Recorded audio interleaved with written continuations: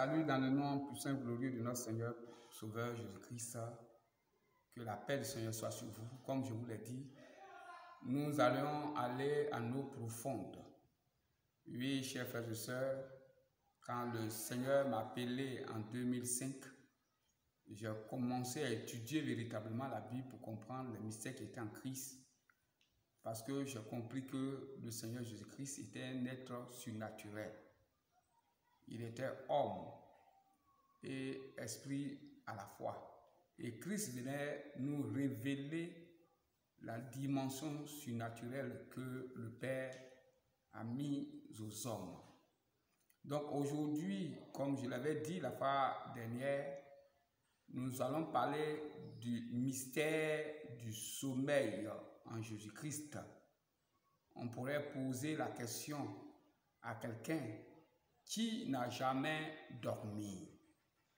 Mais nous allons comprendre que le sommeil a un caractère surnaturel et très important dans la vie d'un homme. Si tu comprends le mystère du sommeil, tu vas comprendre beaucoup de choses. Parce que chaque jour, tu dors. Il y a certaines personnes qui font la sieste, elles dorment la nuit, on dort tous. Donc le mystère du sommeil en Jésus-Christ est capital et primordial pour chaque être humain.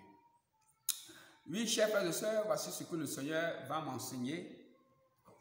Oui, dans la Bible, dans le livre de Marc 4, le verset 37 à 41, tu vas prendre ça sur toi, comme je l'ai dit, c'est un début. Après, je vais faire les longues vidéos sur YouTube, ou soit vous allez m'inviter afin de faire des conférences. Là, nous allons aller encore plus en profondeur parce que nous savions que le diable rôde, cherchant à dévorer.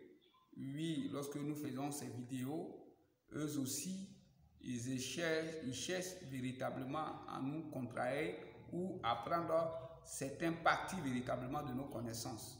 Donc nous ne pouvons pas tout révéler ici véritablement sur la toile.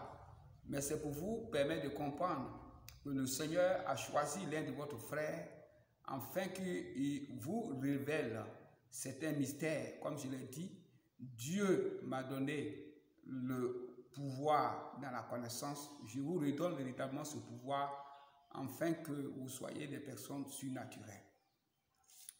Donc, comme je l'ai dit, Marc 4, le verset 37 à 31, Marc 4, le verset 37 à 41, nous allons parler du mystère du sommeil.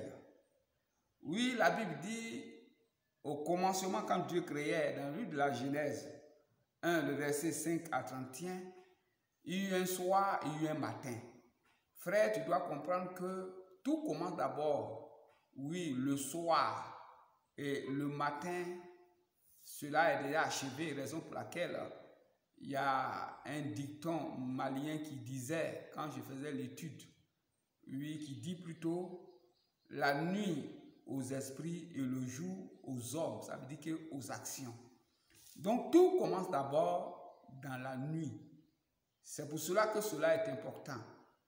Il y a un soir, il y a un matin. La Bible nous dit aussi que Dieu, pour créer Ève, a plongé Adam dans un profond sommeil. Et c'est quand Adam était dans un profond sommeil qu'il a retiré quelque chose véritablement, oui, d'Adam, qui est la côte que Dieu a enlevée pour créer Ève. Donc comprenons, dans le sommeil, on retire quelque chose. Oui, il faut aussi comprendre que la Bible dit dans le livre de la Genèse 2, le verset 7, Dieu a fait l'homme de la poussière. Ça veut dire que lorsqu'il a créé l'homme, l'homme était poussière. Et Dieu a dit, tu es poussière, tu retournes à la poussière. Donc l'homme était d'abord dans un état de sans-vie, de mort. Et Dieu a insoufflé dans les narines de l'homme le souffle de vie. Oui, la Genèse, elle est importante. Si nous ne comprenons pas la Genèse, nous avons tout raté. Raison pour laquelle lorsque le Père m'a appelé, Il m'a instruit à comprendre la Genèse pendant au moins 4 ans. J'ai assez d'enseignements sur la Genèse, parce que la Genèse, c'est le commencement. Si tu ne comprends pas le commencement, tu ne pourras pas comprendre la fin. Chers frères et sœurs, ce que tu dois comprendre, toi et moi, lorsqu'ils sont venus voir notre Seigneur Jésus-Christ pour lui dire que Lazare était mort, Jésus l'a dit que Lazare dort. Oui, il y a un lien étroit, très très étroit, entre la mort et le sommeil, raison pour laquelle la région dans laquelle je suis, notamment de Gagnois, on assimile, oui, parfois, le sommeil à la mort. Et ma mère me disait qu'on ne réveillait pas quelqu'un brusquement, parce que lorsqu'il dormait, oui, son âme sortait de lui.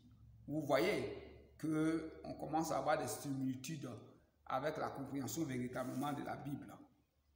La Bible nous dit dans le livre de Marc 4 que le Seigneur dormait. Mais le Saint-Esprit va me dire, regarde bien, est-ce que Jésus-Christ dort?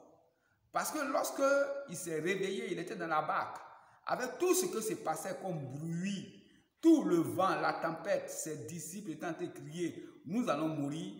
Le Seigneur Jésus-Christ se réveille de son sommeil et commande véritablement au vent, et le vent s'arrête. Et lorsque le vent s'arrête, les disciples disent, mais lui là, c'est quel homme ça? Ça veut dire que, généralement, chers frères et sœurs, lorsque nous nous réveillons du sommeil, nous ne sommes pas bien équilibrés. Ça veut dire qu'on vient de quelque part, nous ne sommes pas encore à l'aise, ça veut dire que nous ne sommes pas en nous-mêmes.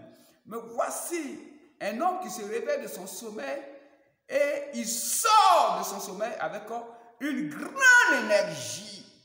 Jésus-Christ a fait des miracles, mais la Bible dit ce miracle a étonné véritablement ses disciples.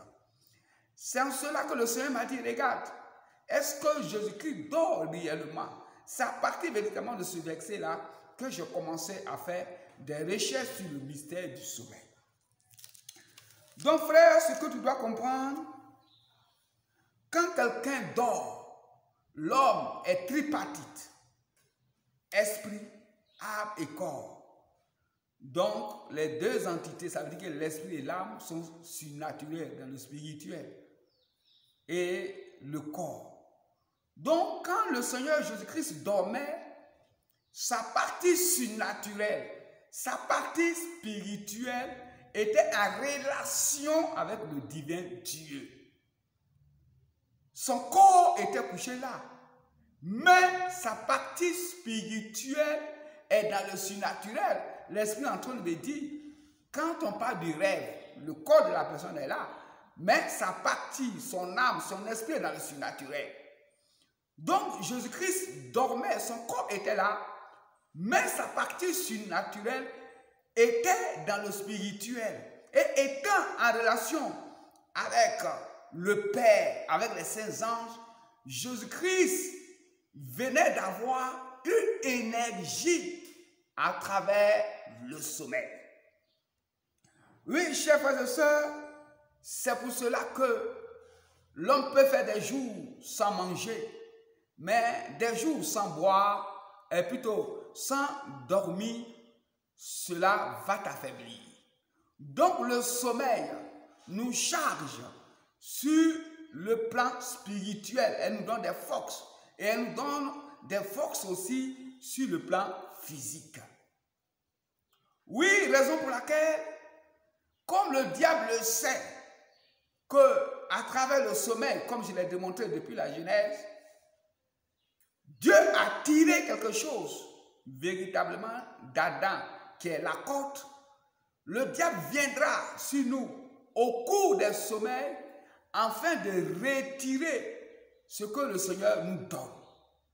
Nous avons aussi compris que Dieu a fait Adam de la poussière, mais il a insoufflé dans ses narines le souffle de vie et Adam est devenu un être vivant.